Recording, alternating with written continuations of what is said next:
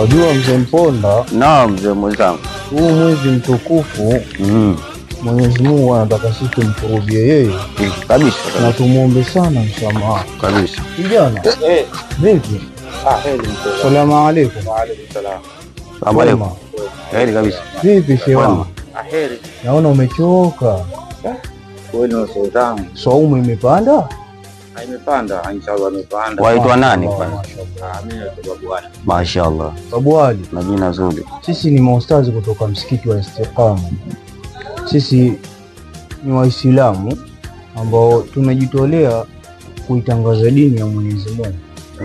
Na isitoshe huu mwezi mtukufu, mwezi wa Ramadhani huu, Mwenyezi Mungu anatutaka sisi waja wake tukumbushane kabisa.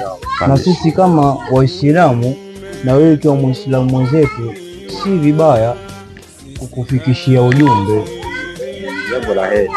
Shehe wangu, umefunga vizuri sana na Mwenyezi Mungu ndo anapenda waja wake. Na mimi Shehe Kisengo niongezee hapo hapo. Imekuwa vizuri huu muda wa swali nao umewadia. Naam. Ingekuwa vizuri tungeongezana naye. Au wasemaje? Hilo mashauri yangu ni jambo la heri. Kwa heshima yenu wazee zangu na kama mashehe wangu. Naam. Kama mnaponiona mshehe wangu hapa jinsi nilivyo, nimevaa pensi kama hivi. Hiyo haina shida. Hilo halina shida kijana wetu. Pale msikitini pale. Kuhusu kanzu tu na kofia vipo, hilo halina shida.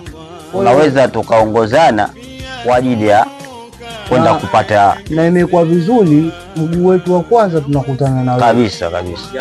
Sasa waonaje shehe wangu, tukaelekea msikitini tukapata kipindi kicha la asili inshallah.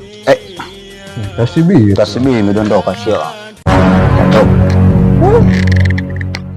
Shehe Ponda. Nini? Maandazi. Shehe Ponda. Juisi. Maandazi haya.